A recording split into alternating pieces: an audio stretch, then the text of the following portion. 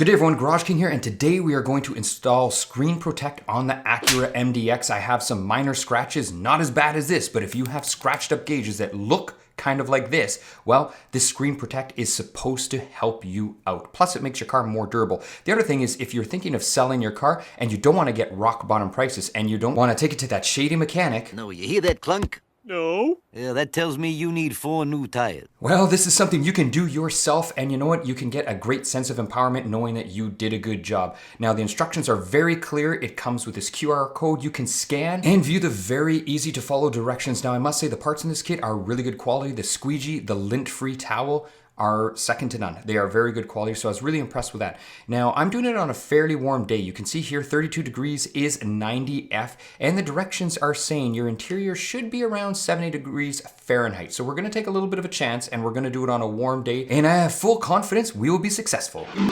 So let's take a close look at my gauges because I want to give you a before and after view. So here you see we are scanning in, and yes, definitely some scratches. And let me tell you, these happen so easy on most vehicles because the plastic is just so soft. So you can see it's definitely scratched up. Now the Acura has 3 screens. We have the gauge cluster, we have this touch screen right here, and we even have our maps above. You can see everything is off. Now what I'm doing first is I'm actually outside the instructions. I'm going above and beyond a little bit. I just have a IPA mix, so that's like a rubbing alcohol mix, and I'm just spraying down to remove any grease. This is not in the instructions, and if you do this, please do this at your own risk. So once that's done, we can take a look at what we have. There is the lint-free cloth. I have some tape. The reason I have the tape is just to remove dust particles, and in addition to the squeegee it came with, I have these fancy hockey stick looking things, and what they are is they're actually used for wraps, but they'll come in very handy. I use them all the time for paint protection film, and I will leave the link in the description for you all. Here is a quick demonstration. You can see me, I would be able to tuck something in very easily behind trim, and they're actually designed for that. So very great tools to have. So let's get to it. Now, we're just filling up the solution here. Now, all we're doing is we're just adding water because it does come with soap included. Now, if you run out of solution, all you have to do is add a drop of baby shampoo and more water. That's all it is. It's just a simple solution. So the instructions say to first, as you can see here, we spray everything down and we use the squeegee to wipe everything off. And what we're doing in this process is we are removing all the dust particles. Next, what we're going to do is we are going to spray the actual film. Now, it's important to spray the film on both sides. You can see here, I'm spraying the front, I'm gonna peel it away, and I am going to spray the back. Now, more is better, and I can say you can never have too much. Don't think you can overdo it because more is always better, and make sure the screen has lots of solution on it. You can see I'm being very, very generous with the solution. Now, one thing I should say is make sure you don't put it on backwards. So when you peel it away, the sticky side goes towards your vehicle because, I mean, it would be possible when you're, spinning it around in your hand to put it in backwards, and you definitely don't want to do that. Now you can see I'm just positioning it, and it does slide very, very easily, and you can move it around. Now, don't worry about getting it absolutely perfect in the initial stages because you can still move it around once you do, squeegee it a little bit. However, keep in mind that the more you squeegee it, the more it's going to stick and the less you're going to be able to move it. But initially, you still have some play. So don't think it has to be, perfect the first time that you actually do it. I'll say it again, don't be afraid to keep spraying solution on the front of it. Once it's done, you can just wipe it dry, and we are going to move on to the next one.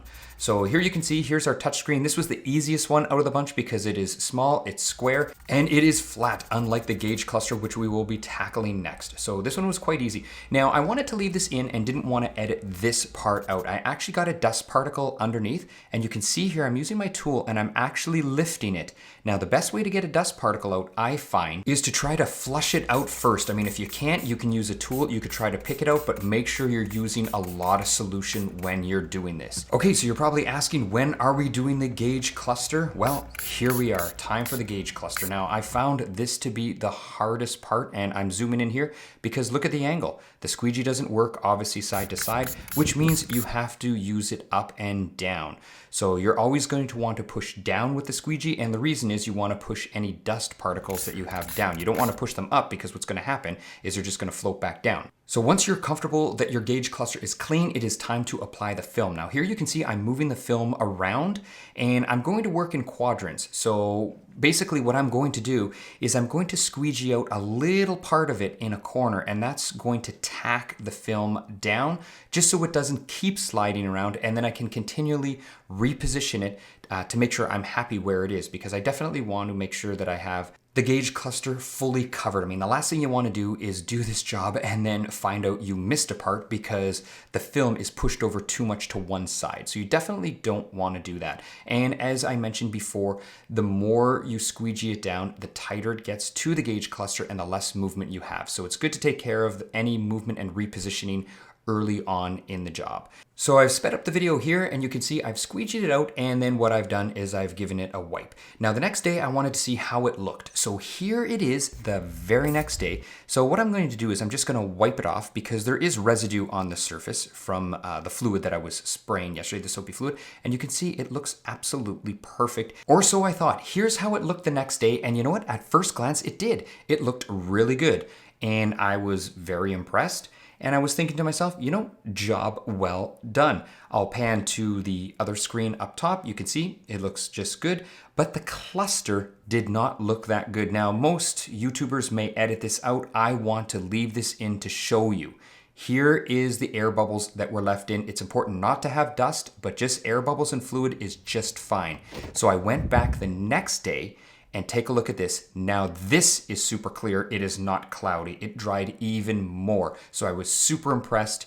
If you remember during application earlier in the video where I threw up an arrow, there was an air bubble there. It went away. And take a look at the gauge cluster. It looks absolutely fantastic. I am very, very impressed with this. And to be honest, I can't believe how fast all of the air bubbles actually went away. So this is 2 days. Now the instructions do say that it could take up to 2 weeks for air bubbles to go away. Most of mine went away after 2 days. You can see here it looks really good. When I pan back in a second, you'll see there's still 1 or 2. And at the time of editing, I can say they are all gone. Now this product that I used, the Screen Protech product, I really liked it. I was a little bit concerned at first because I thought I didn't know how well the stenciling was going to be, how good the patterns were going to be, but they fit absolutely perfect. To me, that was super important. The quality of the squeegee and the lint cloth was really good. So I really don't have any complaints. And the biggest thing is the final results were awesome. This is what I had before. I had some scratches before, and now I have absolutely no scratches and a lot of clarity. I'll be sure to put the link in the description if you want. If you have any questions, anything like that, please leave them below. Thanks for joining me for this episode today, and I hope you enjoyed.